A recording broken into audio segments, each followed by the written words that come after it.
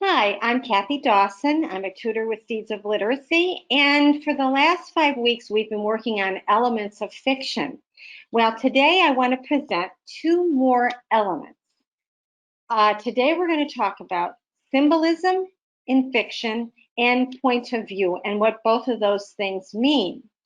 So, symbolism, when you're reading a story, sometimes the author uses a material item in the book that is supposed to represent an emotion or a theme of some kind. So, I give you some examples here. Um, for example, if you see a dove in a story, that could be, not necessarily, but most often, it could be a symbol of peace. That's kind of widely known that a dove represents peace. Another example is a red rose. If that happens to show up in the story, that often stands for love or romance. Black, the color black, is often a symbol of death or evil. If you see a ladder, that might stand, for example, as a connection between earth and heaven, heaven and earth. And a broken mirror, I'm not so sure I buy into this one, but let's talk about it. A broken mirror may symbolize separation. I don't know how many times you're going to read about a broken mirror in a story, but that's just another sample of what a symbol might be and what it might mean in a story. Okay, so that's one element. And the second element, which we're going to talk about, which is really important in a story, is called point of view. And point of view is the narrative point of view, how a story is told, but more importantly, who's actually telling it, from whose point of view is the story coming from. And there are different kinds of points of view, and each one has one or two variations. So the first point of view is called first person. And this is when the story is told most often by the main character using the personal pronoun I. For example, I don't know if you've read the book Huck Finn by Mark Twain, but the narrator is the main character for that story, and he talks to you directly. So things like, I don't know what he would say, but I painted the fence, whatever it might be. Okay, but it's talking first person I to you. And it's pretty easy to see that when you're reading. Now, if the narrator is a secondary character, the point of view is called first person observer.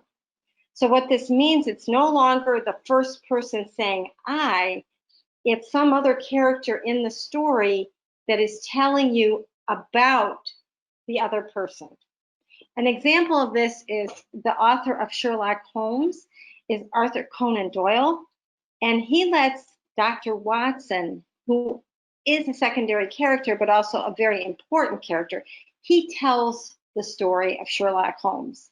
So it's someone else, a secondary character, telling a story about the first most important character. In the third person point of view, the story is not told by a character, but by an invisible author. And I just finished a book. I don't have it with me, but it was called The Daughters of Erie by Connie Schultz. The whole book was this third person point of view. So instead of Huck Finn speaking directly, saying, "My name's Huckleberry Finn," and talking about, yeah, I killed a pig and all that, it's someone totally outside of the story relaying the story to the reader. Okay, that's a very common point of view.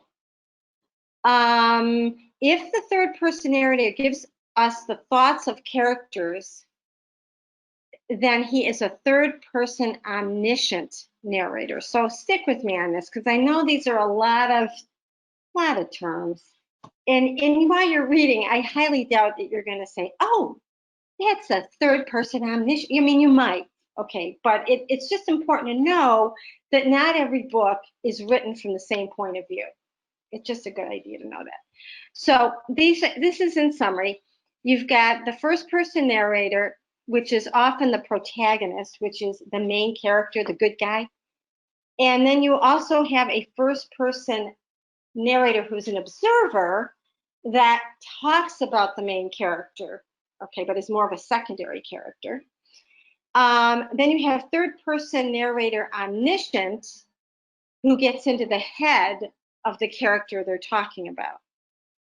Okay, so I'm giving you some examples here. First person narrator, easy peasy. This is, I'm exhausted and can't wait to drop into my bed. It's been a tough day at work. So if you read that in the story, that person's talking directly to you. So that's first person narrator point of view. First person observer. Dolores was a good friend to Janice. They'd known each other for 43 years. So this one could be spoken by or relayed by another character. It also could be the third person narrator talking to you. Either one of those would work.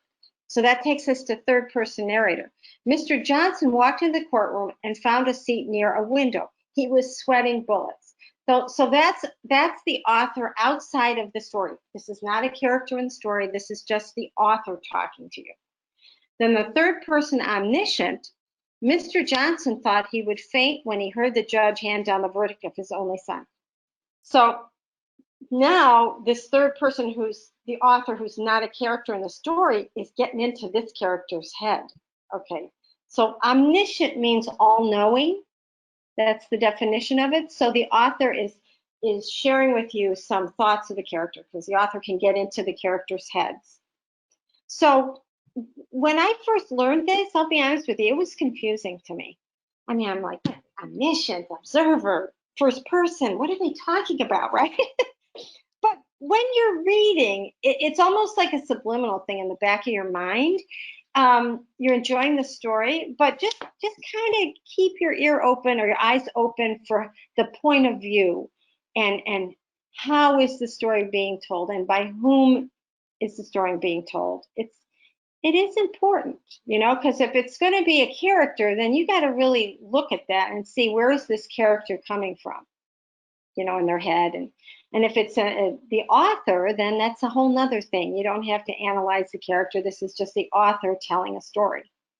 Anyway, and some authors, believe it or not, they mix them up. Like, I just finished a book where one chapter was one character, the second chapter was another character, then they alternated point of view in between these chapters. So it's fun. I mean, you got a lot of wiggle room to use all kinds of points of view. So anyway, those were the next two elements of fiction.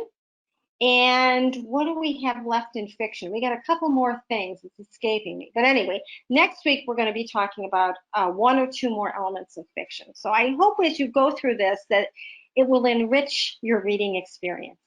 All right, have a great week.